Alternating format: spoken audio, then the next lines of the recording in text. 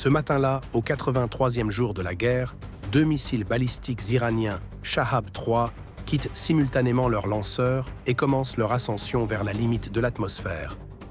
Pas en direction de l'USS Abraham Lincoln, pas en direction de l'USS Gonzalez, pas vers l'un des destroyers de la ligne d'application du blocus, en direction de l'USS Tripoli, le navire d'assaut amphibie de classe America qui maintient sa position dans le golfe central, à 44 milles nautiques au sud de l'entrée du détroit d'Ormuz.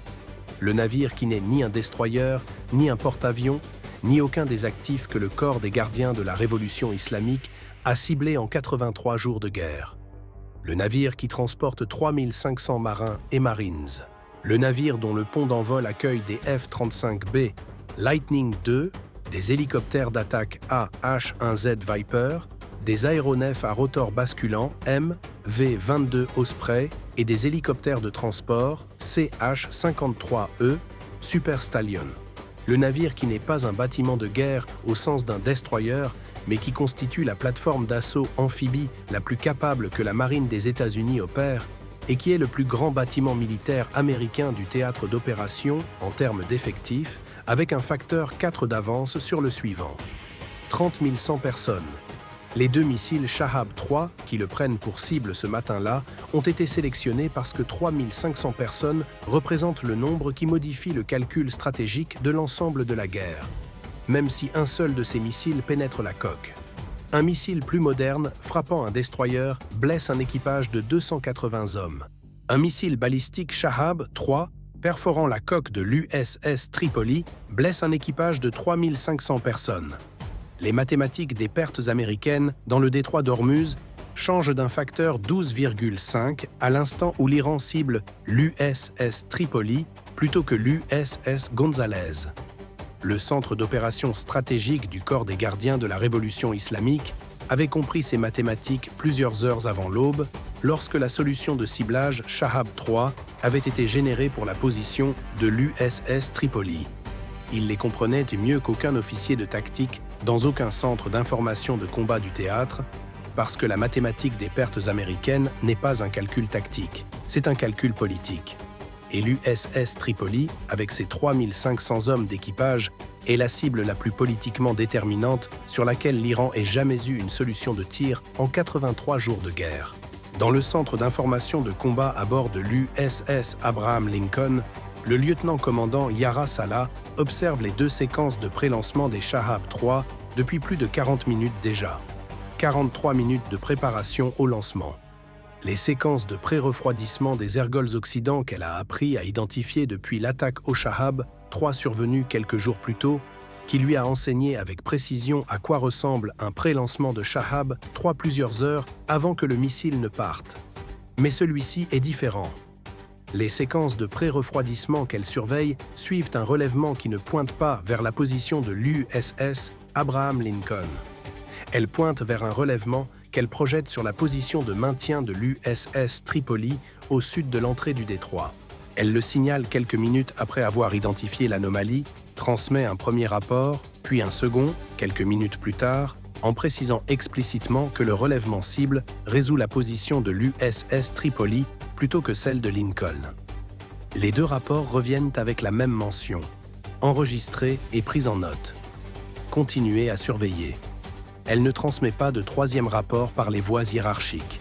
Quelques minutes avant que les missiles ne décollent, elle transmet directement au contre-amiral Callaway et simultanément au centre d'information de combat de l'USS Tripoli et simultanément au réseau de défense antimissile du théâtre. Amiral, j'ai 2 séquences de pré-lancement de Shahab 3 actives depuis plus de 40 minutes. Le relèvement cible résout la position de l'USS Tripoli, pas celle de Lincoln. Il cible Tripoli, pas nous. Tripoli a 3500 hommes d'équipage. Je signale cela depuis le début. 2 rapports sont revenus enregistrés et pris en note. Je transmets à vous et à Tripoli simultanément parce que la séquence de lancement se terminera dans environ 3 minutes et 3 minutes ne suffisent pas pour qu'un rapport remonte la chaîne. L'USS Tripoli doit être informé maintenant. Le centre d'information de combat de l'USS Tripoli reçoit la transmission de Salah une vingtaine de secondes avant que les missiles ne décollent. Le commandant de l'USS Tripoli, Le capitaine Marcus Webb est sur la passerelle quelques secondes plus tard.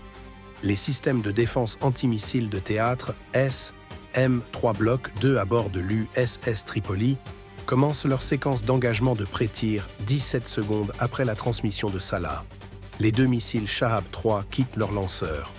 À la même seconde, les solutions de contrôle de tir SM-3 de l'USS Tripoli sont validées. Des solutions construites en 2 minutes et 38 secondes entre la transmission de Salah et le lancement effectif des missiles. 2 minutes et 38 secondes, c'est la différence entre un engagement qui commence avec une solution de contrôle de tir validée et un qui commence à construire ces solutions une fois les missiles déjà en vol. La différence entre 2 minutes et 38 secondes de construction de solutions avant le lancement et 0 n'est pas tactique. C'est la différence entre le SM-3 interceptant le premier Shahab 3 à l'altitude de rentrée atmosphérique ou le laissant atteindre sa phase terminale. En un peu moins de 20 minutes, l'engagement le plus politiquement déterminant de toute la guerre sera terminé. Pour comprendre ce qui se passe au moment du lancement, il faut comprendre ce que signifient réellement 2 missiles balistiques Shahab 3 ciblant l'USS Tripoli comme choix d'escalade. Parce que ce n'est pas l'Iran qui attaque un autre destroyer dans le détroit. C'est l'Iran qui fait un calcul. Le calcul que 3500 pertes américaines sur un seul navire change la guerre d'une manière que 21 pertes américaines, réparties sur 3 engagements de destroyers, ne permettent pas. Le Sénat fait avancer un projet de loi pour mettre fin à la guerre contre l'Iran. Le président américain a annulé à 2 reprises une frappe planifiée contre l'Iran à la demande d'alliés du Golfe. Les négociations de paix à Islamabad sont plus proches d'un accord signé qu'elles ne l'ont été à aucun moment en 83 jours de guerre. Chaque indicateur dans chaque capitale de la planète indique que la guerre touche à sa fin. Et le centre d'opération stratégique du corps des gardiens de la révolution islamique a examiné tous ces indicateurs avant l'aube et a fait un calcul différent. Le calcul qu'une guerre se terminant dans des conditions que les États-Unis considèrent acceptables est pire pour la position stratégique à long terme de l'Iran qu'une guerre qui se termine après que les États-Unis ont absorbé un événement de masse de pertes qui force Washington à reconsidérer sa position de négociation. 3500 marins et marines sur un navire que les missiles iraniens peuvent atteindre ne sont pas simplement une cible, c'est un levier. Le levier qui change ce que Washington est prêt à accepter à Islamabad. Le levier qui rend les termes de l'accord plus favorables à Téhéran. Les missiles Shahab 3 ne sont pas tirés pour remporter une bataille. Ils sont tirés pour modifier les termes d'une paix.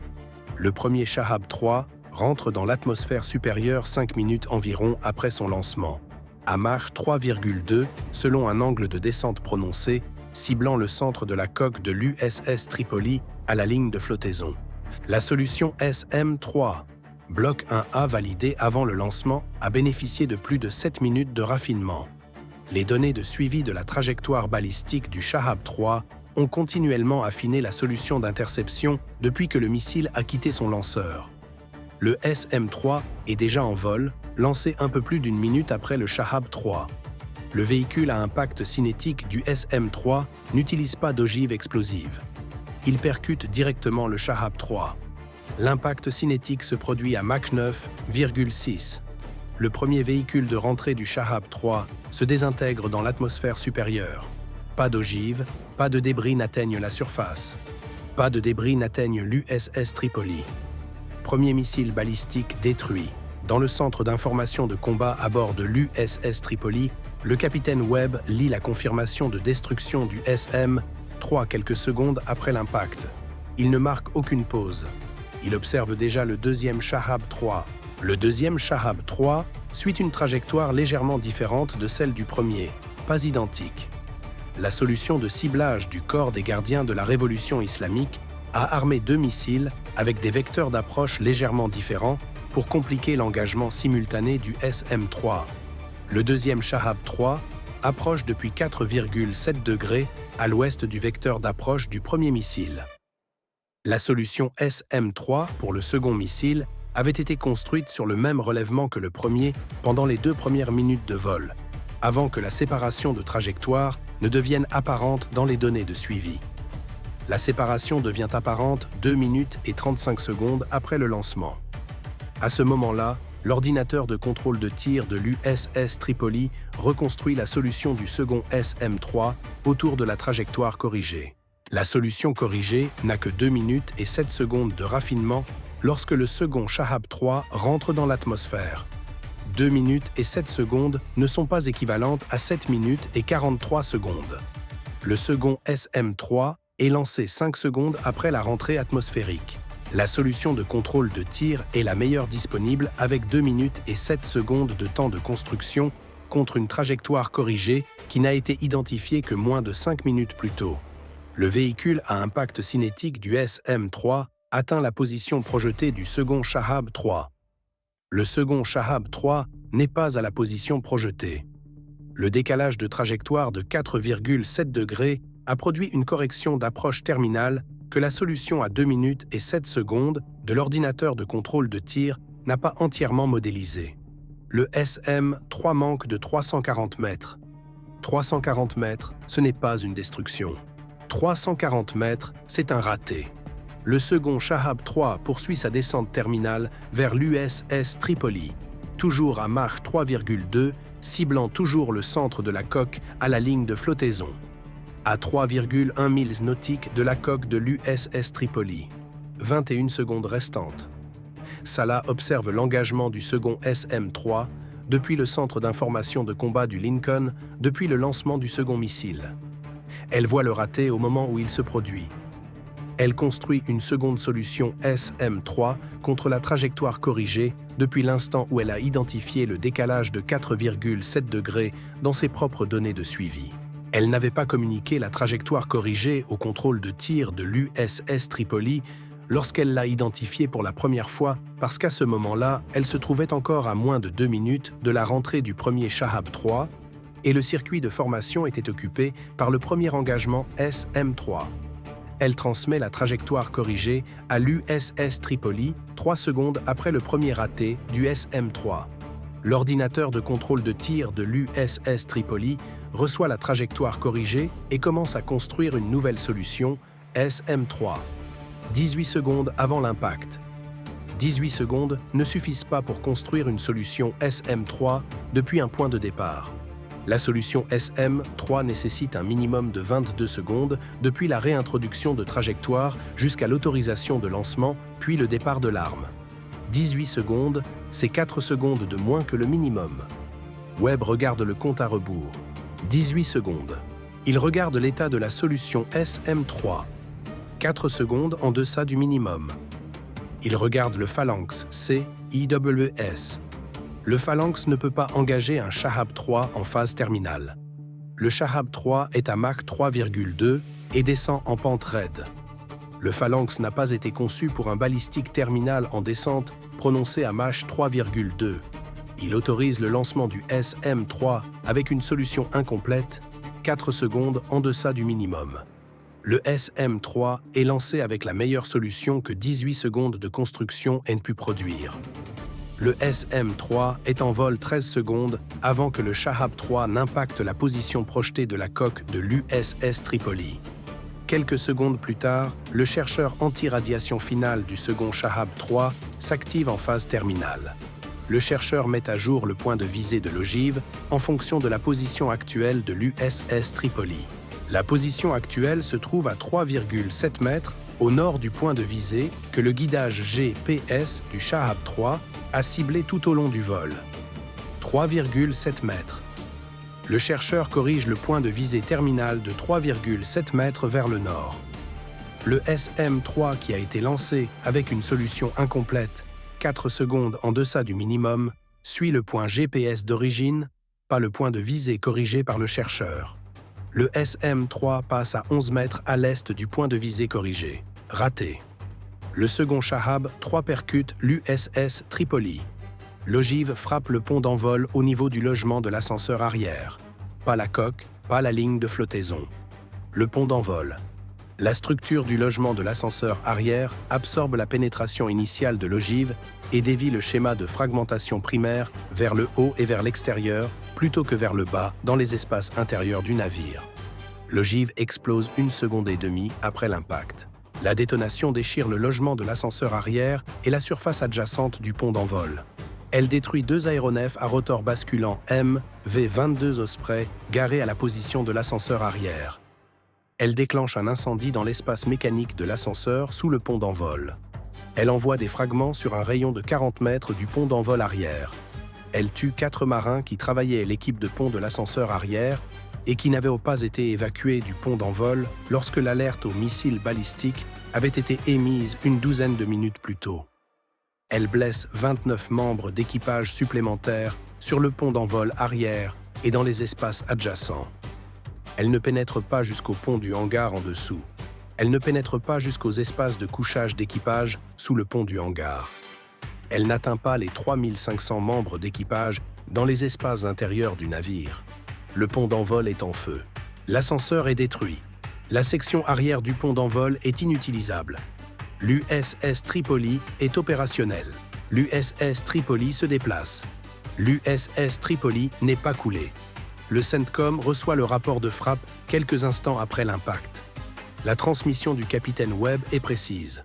2 missiles balistiques Shahab 3 ont ciblé l'USS Tripoli.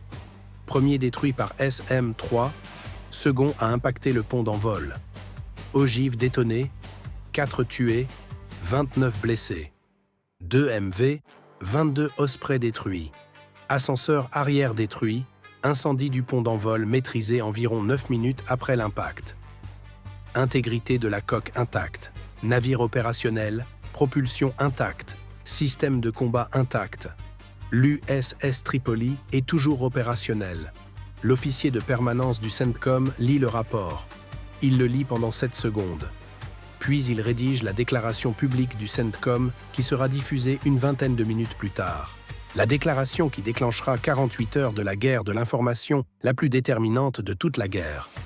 L'USS Tripoli n'a pas été touchée par des missiles iraniens. L'USS Tripoli continue de naviguer en soutien de l'opération Epic Fury. La déclaration n'est pas fausse, elle est précise. Le statut officiel de frappe d'un navire de guerre dans la doctrine militaire américaine fait référence aux coups pénétrants qui compromettent la capacité opérationnelle du bâtiment. Le second Shahab 3 a impacté le pont d'envol. Il n'a pas pénétré jusqu'aux systèmes opérationnels. Il n'a pas compromis la capacité du navire à opérer. Selon la définition précise de la doctrine américaine de rapport de frappe, l'USS Tripoli n'a pas été touché. Selon la définition qui reconnaît que 4 marins travaillant à l'ascenseur sont morts, il a été touché. À Téhéran, les médias d'État iraniens diffusent la déclaration du ministère des Affaires étrangères iranien peu après que l'incendie sur le pont a été maîtrisé. Le corps des gardiens de la révolution islamique de la République islamique d'Iran a réussi à frapper le navire d'assaut amphibie USS Tripoli avec 2 missiles balistiques de précision dans la région du détroit d'Ormuz ce matin. L'attaque a causé des dégâts importants et forcé le bâtiment à se retirer de la zone d'opération. La déclaration n'est pas exacte. L'USS Tripoli ne s'est pas retiré. L'USS Tripoli est toujours dans le golfe central. L'incendie sur le pont d'envol arrière a été maîtrisé. Le navire est opérationnel. Mais la déclaration des médias d'État iraniens et le démenti du CENTCOM constitueront les 2 points de données entre lesquels chaque organisation de presse sur Terre devra choisir pendant les 48 heures suivantes. Entre le démenti techniquement précis, mais contextuellement incomplet du CENTCOM, et la déclaration factuelle inexacte, mais narrativement convaincante de Téhéran. Les 4 marins qui sont morts sur le pont de l'ascenseur arrière ne seront pas nommés publiquement avant 72 heures. Les dommages au pont d'envol ne seront pas confirmés publiquement avant 48 heures. Les 2 MV-22 Osprey détruits apparaîtront sur une image satellite publiée par une entreprise d'imagerie commerciale en milieu de matinée. L'image satellite sera analysée par 17 analystes de défense sur les réseaux sociaux dans les 4 heures suivant sa publication. Les analyses atteindront la même conclusion. L'USS Tripoli a été touché. Le pont d'envol est endommagé.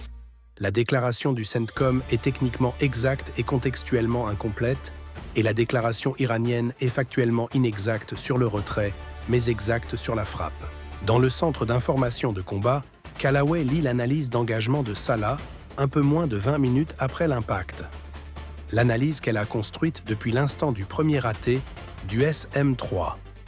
Le décalage de trajectoire de 4,7 degrés du second Shahab 3 étaient identifiables au moment où je les repérais dans les données de suivi disponibles sur mon affichage secondaire.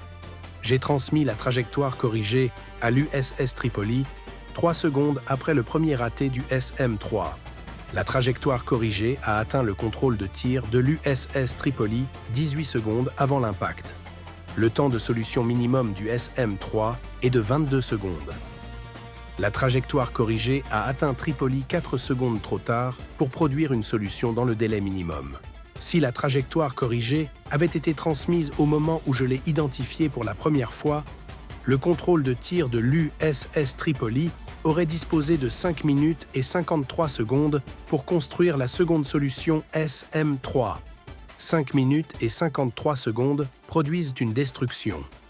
Je n'ai pas transmis au moment de l'identification parce que le circuit de formation était occupé par le premier engagement SM-3 et j'ai estimé que m'immiscer dans le circuit de formation pendant le premier engagement créerait une confusion plus dangereuse que de retenir la trajectoire corrigée jusqu'à la fin du premier engagement. J'avais tort. J'aurais dû transmettre la trajectoire corrigée sur un canal séparé directement à l'USS Tripoli au moment de l'identification, quelle que soit l'occupation du circuit de formation. La trajectoire corrigée sur un canal direct aurait atteint le contrôle de tir de Tripoli immédiatement, avec 5 minutes et 53 secondes pour construire la solution. Le second SM-3 aurait détruit le second Shahab 3. 4 marins ne seraient pas morts sur le pont de l'ascenseur arrière. Callaway la lit pendant 11 secondes. Il ne lui dit pas qu'elle a tort. Il ne lui dit pas qu'elle a raison. Il saisit le circuit CENTCOM. « Monsieur, je dois transmettre une analyse d'engagement de l'officier de guerre électronique de l'USS Abraham Lincoln. Lisez-la quand vous aurez un moment. » Elle identifie un ajustement procédural au protocole de coordination de la défense antimissile de théâtre qui aurait produit un résultat différent ce matin. Le CENTCOM la lit environ 30 minutes après l'impact. L'ajustement de protocole est émis à toutes les unités de défense antimissile du théâtre environ 20 minutes plus tard. Toute identification de trajectoire corrigée sur n'importe quelle piste de missiles balistiques doit être simultanément transmise sur le circuit de formation et sur un canal direct au bâtiment menacé, quelle que soit l'occupation du circuit de formation. L'ajustement de protocole représente 11 mots. Ce sont les 11 mots que 4 marins n'ont pas survécu assez longtemps pour voir émis. À Islamabad, l'intermédiaire pakistanais reçoit à la fois la déclaration publique du CENTCOM et la déclaration du ministère des Affaires étrangères iranien peu après leur diffusion. Il les lit pendant 6 secondes, puis il appelle la délégation américaine. Il prononce une seule phrase. « Messieurs, nous avons un problème. » La délégation américaine lit les 2 déclarations. Ils savent que l'USS Tripoli est toujours opérationnel. Ils savent que le pont d'envol a été touché. Ils savent que 4 marins sont morts. Ils savent que la déclaration du CENTCOM est techniquement exacte. Ils savent que la déclaration iranienne gagne narrativement. Et ils savent que 48 heures plus tard, lorsque les images satellites, les rapports d'analystes et les noms des 4 marins morts rendront l'image complète claire, la dynamique de négociation à Islamabad aura évolué. Parce que l'USS Tripoli ayant été touchée, même partiellement, même avec une frappe sur le pont d'envol plutôt qu'une brèche dans la coque, même avec 4 morts plutôt que 3000, n'est pas le même environnement de négociation qu'un USS Tripoli qui n'aurait pas été touché. L'Iran a tiré sur 3500 personnes ce matin. Il en a tué 4. Ces 4 morts changent le projet de loi du Sénat. Ces 4 morts changent ce que le président américain peut accepter d'Islamabad. Ces 4 morts sont la raison pour laquelle le centre d'opérations stratégiques a choisi l'USS Tripoli plutôt que l'USS Gonzalez avant l'aube. Pas pour couler le navire, pour modifier les mathématiques de la négociation de 4 personnes. Dans la circulation matinale du détroit d'Ormuz, l'USS Tripoli se déplace toujours. L'incendie du pont d'envol arrière a été maîtrisé. L'ascenseur est détruit et les 2 MV-22 Osprey ont disparu. Et le pont d'envol arrière est fermé aux opérations aériennes. Mais le navire avance. Les 3496 membres d'équipage survivants sont à leur poste. Les 29 blessés sont à l'infirmerie. Les 4 morts sont à la morgue du navire. Le capitaine Webb rédige le journal de bord du commandant quelques minutes après que l'incendie a été maîtrisé. 2 missiles balistiques Shahab 3 ont ciblé l'USS Tripoli ce matin. Premier missile détruit par SM-3. Second missile a impacté le pont d'envol arrière. 4 tués, 29 blessés, 2 MV, 22 ospreys détruits. Ascenseur arrière détruit. Incendie du pont d'envol maîtrisé. Navire opérationnel. Il ajoute une ligne qui ne fait pas partie du format de journal standard. Le CENTCOM dit que l'USS Tripoli n'a pas été touché. L'Iran dit que l'USS Tripoli a été détruit et s'est retiré. Aucune de ces déclarations n'est ce que les familles de 4 membres de cet équipage vont apprendre aujourd'hui. L'USS Tripoli est toujours là. C'est ce que je peux vous dire. Ce que je ne peux pas vous dire, c'est ce que les 4 noms sur la liste des victimes diraient sur la différence entre une définition technique et une définition humaine.